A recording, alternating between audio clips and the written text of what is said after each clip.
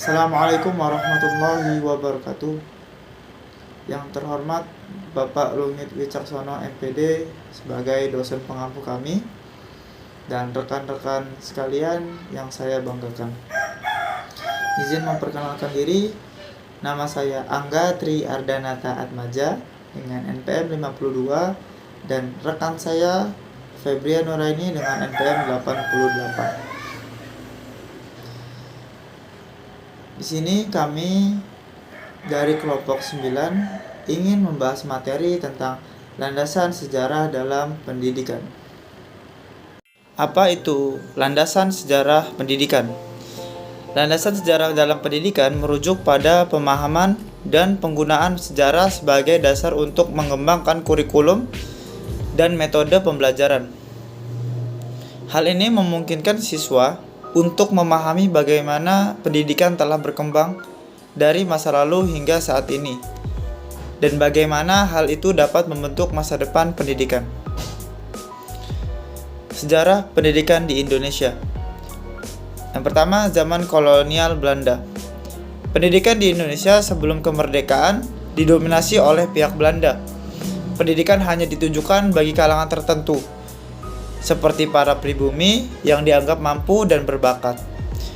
Yang kedua, zaman kemerdekaan. Setelah kemerdekaan, pemerintah Indonesia mulai mengembangkan sistem pendidikan nasional yang mencakup semua lapisan masyarakat. Pendidikan ini mengalami perkembangan pesat dengan dibangunnya berbagai macam institusi pendidikan seperti universitas dan sekolah-sekolah. Yang ketiga, zaman modern. Pendidikan di Indonesia terus mengalami perkembangan dengan adanya pemanfaatan teknologi dalam pembelajaran seperti e-learning dan aplikasi belajar online. Pendidikan sejarah juga semakin diperhatikan dengan adanya konsep dasar dan metode pembelajaran yang lebih baik. Konsep dasar pendidikan sejarah. Pentingnya pendidikan sejarah merupakan bagian penting dalam pendidikan karena memberikan pemahaman tentang masa lalu dan kontribusinya terhadap perkembangan masyarakat saat ini. Tujuan pendidikan sejarah. Tujuan pendidikan sejarah adalah untuk memberikan pengetahuan dan pemahaman tentang sejarah, mengembangkan keterampilan berpikir kritis, memahami perubahan dan kontinuitas dalam masyarakat, dan membangun kesadaran akan identitas nasional dan kebangsaan. Isu kontroversial dalam pendidikan sejarah. Beberapa isu kontroversial dalam pendidikan sejarah meliputi kebenaran sejarah, perspektif dan sudut pandang yang berbeda, dan pengaruh politik dalam penulisan sejarah. Oke. Materi selanjutnya akan dilanjutkan oleh rekan saya, yaitu Febria Nuraini. Kepada Febria, dipersilakan. Baiklah, saya akan melanjutkan materi selanjutnya, yaitu metode pembelajaran pendidikan sejarah. Metode pembelajaran dalam pendidikan sejarah memiliki peran penting dalam memfasilitasi siswa untuk memahami dan menghargai nilai-nilai sejarah. Berikut adalah beberapa metode pembelajaran yang umum digunakan. Yang pertama ada ceramah. Metode ini melibatkan pengajaran langsung dari guru kepada siswa dengan tujuan memberikan pemahaman yang lebih baik tentang fakta-fakta sejarah. Yang kedua ada diskusi kelompok. Metode ini melibatkan siswa dalam diskusi kelompok untuk memperdalam pemahaman mereka tentang topik tertentu dalam sejarah.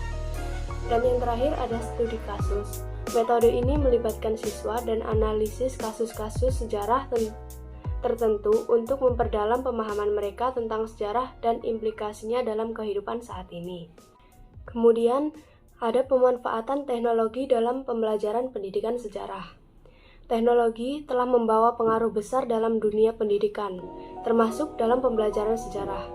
Dengan adanya teknologi pembelajaran sejarah menjadi lebih interaktif, menarik, dan mudah dipahami oleh siswa. Berikut ini adalah beberapa contoh pemanfaatan teknologi dalam pembelajaran pendidikan sejarah. Pertama, ada penggunaan multimedia seperti video, audio, dan gambar untuk memperkaya materi pembelajaran sejarah. Yang kedua, ada pemanfaatan aplikasi dan perangkat lunak khusus untuk pembelajaran sejarah seperti game sejarah dan simulasi sejarah. Kemudian ada pemanfaatan internet dan sumber daya digital untuk memperoleh informasi dan referensi sejarah yang lebih. Yang terakhir, pemanfaatan internet dan sumber daya digital untuk memperoleh informasi dan referensi sejarah yang lebih lengkap dan akurat. Saya rasa presentasi ini sudah cukup karena presentasi yang terlalu lama itu tidak bagus, seperti hubungan kamu dengan dia yang tanpa status. Cuak! Sekian presentasi dari kelompok kami. Mohon maaf bila ada kekurangan ataupun kesalahan kata, karena kesempurnaan hanya milik Allah semata. Saya akhiri. Wassalamualaikum warahmatullahi wabarakatuh.